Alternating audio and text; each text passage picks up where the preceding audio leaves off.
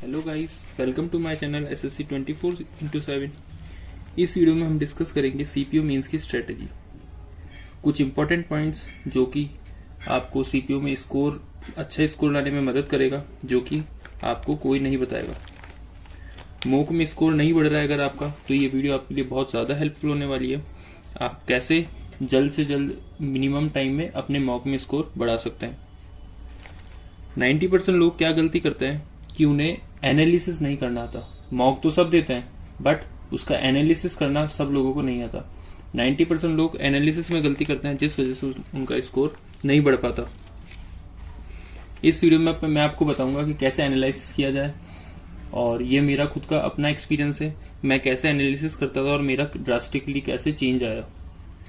तो इस मॉक में अपन देखेंगे, इस वीडियो में अपन देखेंगे कि अपना कैसे अपन 1-2 दिन में मैक्सिमम इम्प्रूव कर सकते हैं। जैसे ही जब मैंने मॉक देना स्टार्ट किया था, तो मेरा स्कोर 120 to 130 के अराउंड रहता था।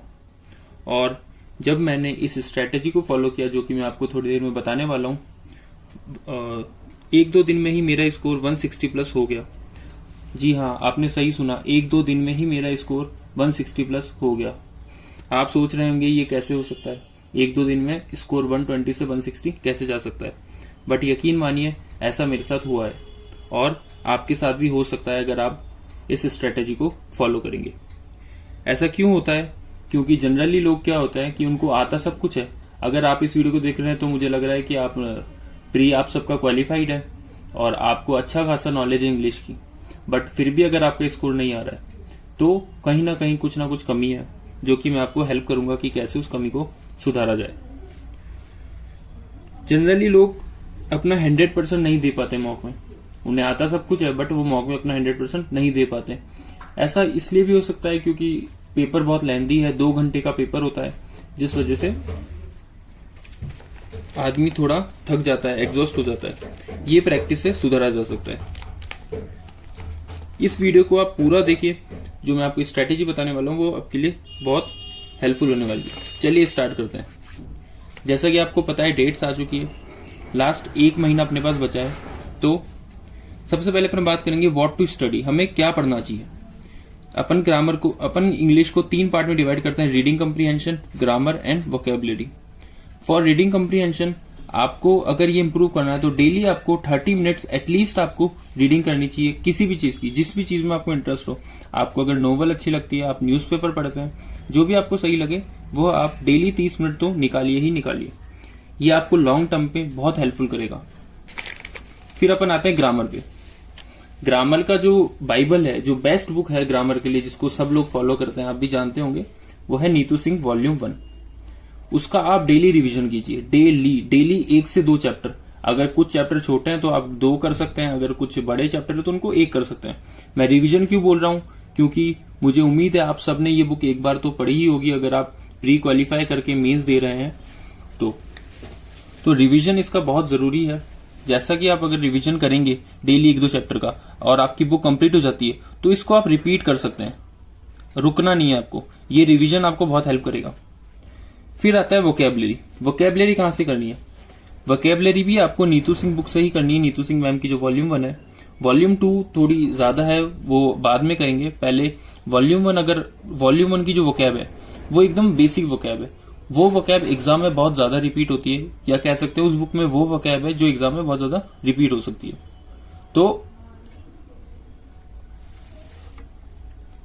तो वह वोकैब आपके लिए बहुत इंपॉर्टेंट रहने वाली, तो उस वोकैब को करना तो मस्ट है। जैसे ही आपकी अगर वो वोकैब हो जाती है, तो उसके आगे उस वोकैब से आप 80% क्वेश्चंस कर लेंगे, वोकैब के नहीं अटकेंगे। बट फिर भी कुछ क्वेश्चंस रहेंगे जो नए आते हैं वोकैब, या ऐसी वोकैब जो उस बुक में नहीं है। तो उसके लिए अपन क्या करेंगे, जो अपन मॉक देते हैं उससे अपन को जो नए वर्ड्स मिलते हैं उसकी अपन एक नोटबुक बनाएंगे इंग्लिश की, जिसमें सिर्फ वोकैब की वो नोटबुक होगी, जिसमें आपको अच्छे वोकैब या मोस्ट इंपॉर्टेंट जो आपको लगते हैं, या जो आपके गलत होते हैं, जो जनरली गलत होते हैं, जो वोकैब नीतू सिंह बुक में भी है, आपने 10 बार पढ़ी है बट आपको याद नहीं हो रही, तो वो वोकैब को आप उस नोटबुक में नोट कर लेंगे और उस नोटबुक का बार बार रिविजन करेंगे। वो आपको बहुत हेल्प करने वाली है। तो डेली 1 मॉक दें और कोशिश करें वीक में 5 मॉक तो देना बहुत जरूरी है। कम से कम 5 मॉक वीक में आप दें, क्योंकि अपने पास एक ही महीना है, 4 वीक मिलने वाला है, तो कम से कम 20 मॉक तो अपन दे के ही जाए। और ये मेरी पर्सनल एडवाइस है, ठीक है, इसमें कंट्रोवर्सी हो सकती है, कुछ लोगों को पसंद नहीं आएगी, बट मेरा ये मानना है कि 200 में से 200 क्वेश्चंस अटेम्प्ट करने चाहिए। क्यों? क्योंकि 1/4 नेगेटिव मार्किंग है, नंबर ऑफ क्वेश्चन भी बहुत ज्यादा है, तो मेरा ये मानना है कि अपन को सारे अटेम्प्ट करने चाहिए। हाँ, ऐसा नहीं है बिल्कुल तुक्का मार रहे हैं, ABCD करके कर रहे हैं, बट हाँ थोड़ा रिस्क ले सकते हैं अगर अपन को थोड़ा भी लॉजिकल होता है। अब सबसे इंपॉर्टेंट बात, very very very important point, क्या? How to do analysis. Analysis कैसे किया जाए? सबसे पहले जैसे ही आपने मॉक दिया डेली, तो उसमें आप नोट डाउन करेंगे कि कितने क्वेश्चंस गलत हुए हैं। मेरे जनरली पहले 40 क्वेश्चन, 45 क्वेश्चन ऐसे गलत होते थे, बट जब से मेरा ध्यान गया है कि जो गलत क्वेश्चन है उस पर मैं ज्यादा फोकस करता हूँ एनालिसिस में, तो मैंने देखा अब मेरे 30 क्वेश्चन फिर मेरे 30-35 क्वेश्चन गलत होने लगे, फिर अब मेरे 20 से 25 के बीच में क्वेश्चंस गलत होते हैं, और ये नंबर जैसे कम होते जाएंगे वैसे अपना स्कोर बढ़ता जाएगा, क्योंकि अपन अटेम्प्ट तो सारे कर रहे हैं।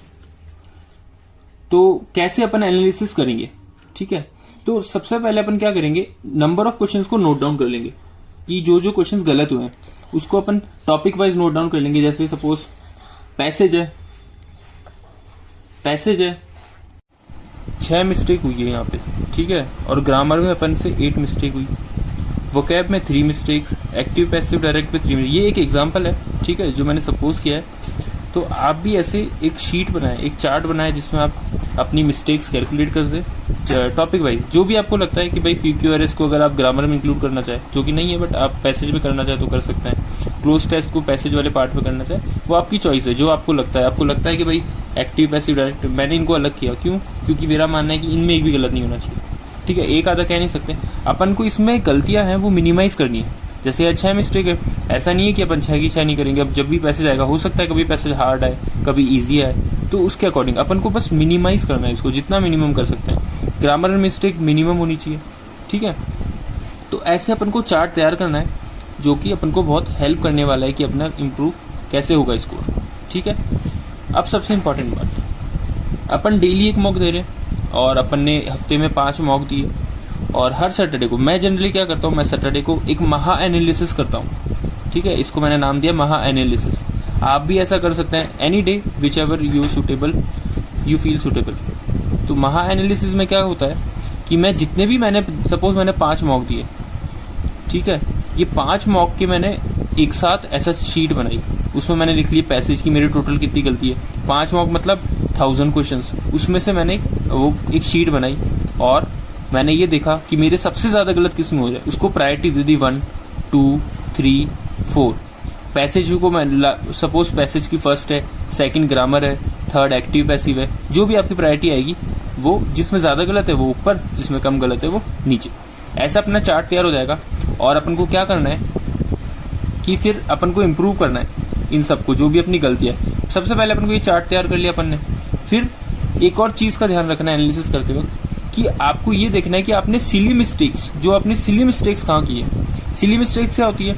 सिली मिस्टेक्स वो होती है जो आप क्वेश्चन देखते हो, आपको लगता है यार ये तो मैं सही कर सकता था और गलत हो गया, ठीक है, उन्हें मैं सिली मिस्टेक कहता हूँ। जनरली सब उन्हें ही सिली मिस्टेक कहता है, जो आपको आते हुए आपने गलत करा वो सिली मिस्टेक होती है। तो वो आपको बिल्कुल भी नहीं करनी है, ठीक है। और ये कैसे इंप्रूव होगी? जैसे जैसे आप एनालिसिस करेंगे, उसको देखेंगे सिली मिस्टेक्स को, तो नेक्स्ट टाइम वो अपने आप इंप्रूव हो जाएगी। आप 2 बार देखिए, 3 बार देखिए कि भाई ये सिली मिस्टेक क्यों हुई, ठीक है। और सिली मिस्टेक बिल्कुल भी नहीं होनी चाहिए, ठीक है। और आप उनको राइट आंसर की तरह कंसीडर कर सकते हैं। इससे आपका क्या होगा, कॉन्फिडेंस बूस्टअप होगा। अगर आप सोच लेते हैं ये सिली, मान लो 5 मेरे से सिली मिस्टेक हुई, ठीक है, और 5 अगर मेरे से सिली मिस्टेक हुई तो मेरा स्कोर कितना होना चाहिए, +7.5 होना चाहिए। जो नेगेटिव गया है वो भी हटेगा, तो मतलब मेरा स्कोर सपोज 160 है और मैंने 5 सिली मिस्टेक की, मुझे लगता है यार ये नहीं होनी चाहिए थी, ये मैं सही कर सकता था, तो मेरा स्कोर क्या काउंट करूंगा मैं, ये 167.5, ठीक है। इससे ऐसा नहीं कि मेरा स्कोर ये आया है, सिली मिस्टेक होती है, एग्जाम में भी होगी, बट इससे अपना कॉन्फिडेंस बूस्टअप होगा, ठीक है, जो कि अपन को हेल्प करेगा आगे प्रिपरेशन में, ठीक है। अपन ने एनालिसिस कर लिया, अब उसके आगे क्या? एनालिसिस करने के बाद अब आगे क्या? अब एनालिसिस करने के बाद अपन क्या करेंगे, जैसे ही अपना एक वीक पूरा हुआ, अपन एनालिसिस करा, अपन ने देखा कहाँ मिस्टेक है, फिर अपन 1-2 घंटा एक्स्ट्रा, जितना अपन पढ़ रहे हैं वो तो पढ़ेंगे, उसके अलावा अपन 1-2 घंटा ऐसा निकालेंगे जिसमें अपन को अपने वीक टॉपिक को इम्प्रूव करना है। ठीक है, अपना जो वीक टॉपिक है, मान लीजिए पैसेज है या ग्रामर है या एक्टिव पैसिव है, उनको इम्प्रूव करना है, उनके क्वेश्चंस प्रैक्टिस करना है, ताकि अपने वो क्वेश्चन आगे वाले मॉक्स में गलत ना हो। और एकदम मिनिमाइज करना है, जो टॉपिक वाइज मिस्टेक्स है उनको मिनिमाइज करना है। अपन डेली प्रैक्टिस करेंगे, है ना। तो जैसे अपन ने पैसेज की प्रैक्टिस करें, एक दिन 2 घंटे में अपन मान लो अपन ने 4 पैसेज 5 पैसेज लगाए, ठीक है, तो फिर उससे क्या होगा, अपना डेफिनेटली इंप्रूवमेंट होगा। ठीक है, बट फिर भी ऐसा नहीं होगा कि अगला मॉक, मान लो अगले मॉक में पैसेज हार्ड आ गया तो आपका गलत हो सकता है उतना ही क्वेश्चन गलत हो, बट उसको अपन को इग्नोर करना है। ठीक है, और जैसे ही अपने मिनिमाइज करेंगे अपन अपने टॉपिक वाइज जो मिस्टेक्स होगी उनको, ठीक है, बट क्या होगा कि अपन ने, मैंने इतने सारे टास्क बताया आपको, ये करना है वो करना है, ठीक है, ये बुक पढ़नी है वो बुक पढ़नी है, बट ऐसा हो नहीं पाता। जनरली जो एवरेज स्टूडेंट है, कुछ एक्सेप्शन को अगर अपन हटा दें तो जनरली अपन पूरा कंप्लीट फॉलो नहीं कर पाते। अगर कोई अपन को बताता है तो अपन को उसको भी लेके वरी नहीं होना है कि अपन ये पूरा नहीं कर पा रहे हैं। ठीक है, अपन जितना ज्यादा, the more you follow the more you improve. ठीक है, ये मेरा कोट है, the more you follow the strategy the more you will improve. ठीक है, तो इसको ध्यान रखें। और हाउ टू रिमेंबर वोकैब, ये एक इंपॉर्टेंट पॉइंट है। लोगों की दिक्कत आती है कि मैं वोकैब भूल जाता हूँ, कि वोकैब को कैसे इंप्रूव करें, कैसे लर्न किया जाए, कैसे याद रखा जाए, कैसे रिटेन किया जाए मेमोरी में। तो मैं क्या करता था, मैं जैसे नीतू सिंह बुक खोली, उसमें पहले वोकैब, मान लो एक चैप्टर है वोकैबलरी वाला, एक पूरा दे रखा है जिसमें 700 वोकैब्स हैं। तो मैं ऐसा नहीं करता था कि एक दिन में सारी याद कर ली, या एक दिन में 15 की, फिर नेक्स्ट डे 15 की, फिर नेक्स्ट डे 15 की। मैं ऐसे बिल्कुल नहीं करता था। क्यों?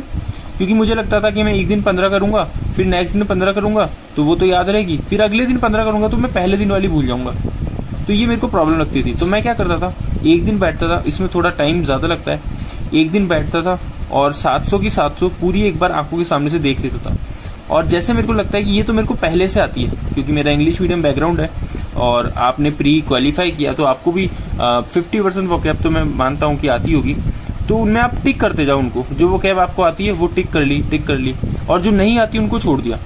अब जब आप नेक्स्ट टाइम उसको रीड करोगे, उस वोकैब के चैप्टर को वापस नेक्स्ट टाइम जब रीड करोगे, तो जो टिक है उसको तो आपको पढ़ना ही है, बट आपको कुछ ऐसे और जो आपको टिक नहीं है उनमें से देखना है कि कौन सा बहुत इंपॉर्टेंट है, कौन सा आपने मॉक में कभी देखा है, तो उसको भी टिक कर लोगे और उसको याद कर लोगे। ठीक है, तो इस तरीके से आपकी टिक्स बढ़ते जाएंगे और एक दिन आएगा जब आपकी 700 की 700 वोकैब आपसे याद हो जाएगी। ठीक है, तो ऐसे अलग अलग चैप्टर से ईडियम फ्रेजेस में भी आप ये फॉलो कर सकते हैं, वन वर्ड सब्स्टिट्यूशन में भी फॉलो कर सकते हैं। ठीक है, तो मैं ऐसे ही फॉलो करता था और ये मेरा मानना है कि इस बार पेपर इजी आएगा। जैसा अपन ने सीजीएल मेंस देखा वो भी इजी आया, मैथ्स का लेवल बिल्कुल इजी था, रीजनिंग भी इजी था। एसएससी क्या है, अभी बहुत बिजी चल रही है तो उनके पास टाइम नहीं है कि वो नए क्वेश्चंस बनाए। ठीक है, तो इस चीज का अपन फायदा उठा सकते हैं। कैसे? अपन प्रीवियस ईयर क्वेश्चन पे फोकस करेंगे या अपन ज्यादा से ज्यादा मॉक लगाएंगे। मॉक में क्या होता है, जनरली प्रीवियस ईयर क्वेश्चन होता है, तो अपन ज्यादा से ज्यादा मॉक लगाएंगे और प्रीवियस ईयर क्वेश्चन करेंगे तो अपन को रिपीट क्वेश्चन सॉल्व होने के चांसेस बहुत ज्यादा रहेंगे और क्वेश्चंस रिपीट ही आने वाले हैं। हमेशा रिपीट ही आते हैं, बट इस बार एसएससी मुझे नहीं लगता कि ज्यादा एफर्ट करने वाला है क्वेश्चंस पे। ठीक है, और in last please subscribe to my channel, like the video, comment your queries. अगर आप मुझसे जुड़े रहना चाहते हैं और आपको और वीडियोस चाहिए, अब जैसे 1 महीने बाद पेपर होने वाला है तो मैं और वीडियोस डालने वाला हूँ पढ़ाई से रिलेटेड, मोस्ट रिपीटेड वोकैब इस पे वीडियो डालूंगा, मोस्ट रिपीटेड पे, और मोस्ट इम्पॉर्टेंट ग्रामर रूल्स इस पे मैं वीडियोस डालूंगा।